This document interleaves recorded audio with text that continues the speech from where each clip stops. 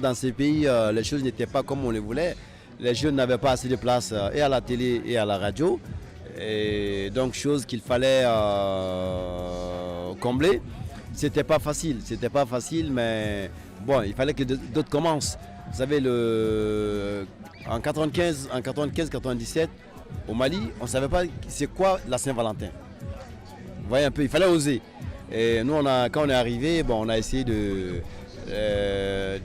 d'abord de commencer par ça. La première fête célébrée au Mali de Saint-Valentin, ça a été par nous, c'était à Ogon.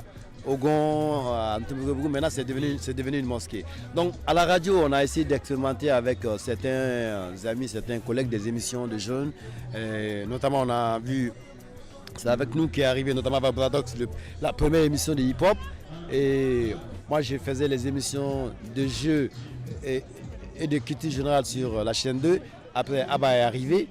Et 2 ans après, nous nous sommes retrouvés à la télé. À la télé, on a le premier truc qu'on a organisé, c'est le Jovan Show. Et après, il y a eu le bal de costumes traditionnels. Et 2 ans après, nous avons mis sur place une émission. Parce que pendant les vacances, avant, il n'y avait rien. Il n'y avait rien pour les jeunes.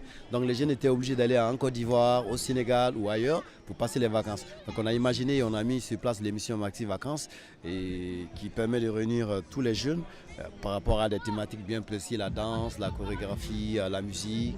Et ça nous permettait en même temps de mettre en valeur ces jeunes qui commençaient dans le rap. Vous savez, avant, ce n'était pas évident. Seuls le faisaient les fils à papa. Parce que c'était un peu... ils ne le faisaient pas pour pouvoir vivre avec, mais ils avaient les moyens de payer une chaussure à 45 000, 50 000 francs, donc ils veulent se montrer.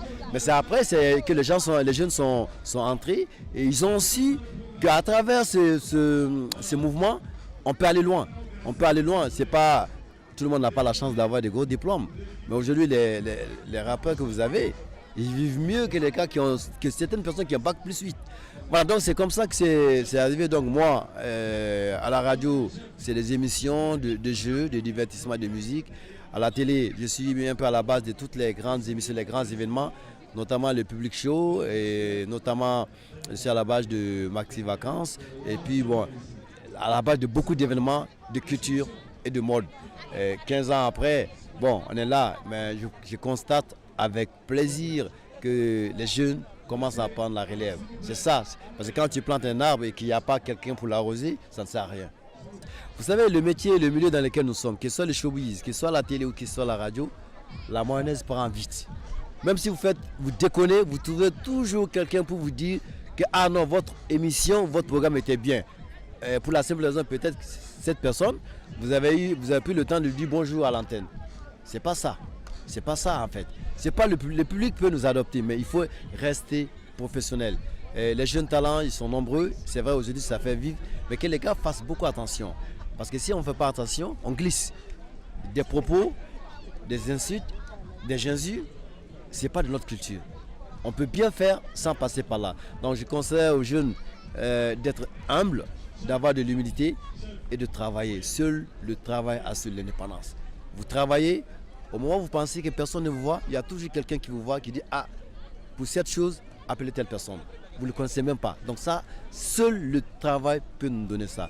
Donc aux jeunes, à vous autres, il faut travailler. Le travail, ça ne tue pas, c'est dur, mais il faut travailler. Vous avez même une idée, une toute petite idée, il faut travailler, il faut demander, il faut rester humble, questionner les aînés. Même le gars que tu penses que tu connais plus que lui, approche-le. Il va te donner une idée qui va améliorer ton projet. Donc c'est ce que j'ai dit aux jeunes. Bravo, déjà c'est bon, mais il ne faut pas avoir la grosse tête. Et c'est la grosse tête qui détruit